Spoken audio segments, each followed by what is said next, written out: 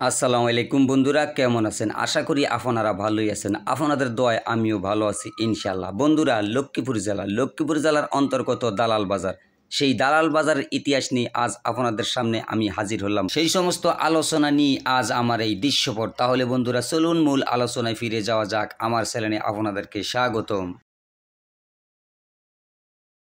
বন্ধুরা, দালাল বাজারের অবস্থান মূলত লক্ষ্মীপুর রায়পুরের মহাসড়কের মাঝখানে অবস্থিত। এই দালাল বাজারই রাজাদের আমলে এইখানে বসে বসে দালালরা বিভিন্ন সময় আড্ডা দিতেন এবং দালালদের একটা আখড়া ছিল এই দালাল বাজারেই। এই লক্ষ্মীপুর জেলা বা বৃহত্তম নোয়াখালীর অঞ্চলের নিরস্ত্র বাঙালির কাছ থেকে বসে বসে খাজনা আদায় করতেন দালালরা এবং এই খাজনা রাজার কাছে জমা দিতেন প্রতিদিনের হিসাব প্রতিদিন, এবং এই রাজা এই খাজনা নিজের রাজত্ব চালাতেন এবং বাকি অবশিষ্ট যে সমস্ত খাজনা থাকতেন ওই খাজনাগুলা ব্রিটিশদের কোষাগারে জমা দিতেন। এই রাজার অবস্থান এই দালাল বাজারেই।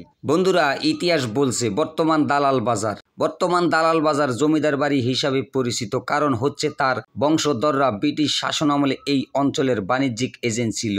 তাই স্থানীয় লোকেরা তাদেরকে ব্রিটিশদের দালাল হিসাবে বলে আখ্যায়িত করে, আর ওইখান থেকে এই স্থানটির দালাল বাজার হিসাবে পরিচিত লাভ করেন জনসমক্ষে। এখনো যা বাস্তবায়িত আছে দালাল বাজার। বন্ধুরা, এই জমিদারির কাহিনী বা ইতিহাস নিয়ে আমার একটা ভিডিও আছে, ইচ্ছা হলে বা ভালো লাগলে চেয়ে আসতে পারেন। এবং এই জমিদার বাড়ির লোকেশন এবং দৃষ্টিনন্দন কারুকাজ এবং এক একটা ভবন বা এক একটা দেওয়ালের যেই সৌন্দর্য মজবুত স্ট্রং করে বানিয়েছে, সেই সমস্ত জমিদার ভবনগুলা ভালো লাগলে বা মনে চাইলে আপনারা আমার সেই ভিডিওটা দেখে আসতে পারেন আমার চ্যানেল থেকে। বন্ধুরা, ইতিহাস সাক্ষী আছে, পৃথিবীতে আজ পর্যন্ত কেউই জোর জুলুম করে টিকতে পারেনি এবং কারোর সাথে জুলুম করে বা কারোর সম্পদ দখল করে আজ পর্যন্ত কেউই টিকতে পারেনি। তেমনি এখানের এক ইতিহাস আজও রয়ে গেছে। এই রাজা এইখানে বসে বসে যে রাজত্ব করতেন এবং নিরীহ মানুষদের জোর জুলুম করে তাদের সম্পত্তি বা খাজনা আদায় করতেন, তারই ইতিহাস এখনো রয়ে গেছে। এই রাজার নাম বিক্রি করি এই দালাল বাজারে বসে বসে দালালদের যেই অবস্থান বা আখড়া ছিল, তারা নিরীহ মানুষের উপরে অনেক অত্যাচার বা অন্যায় করতেন।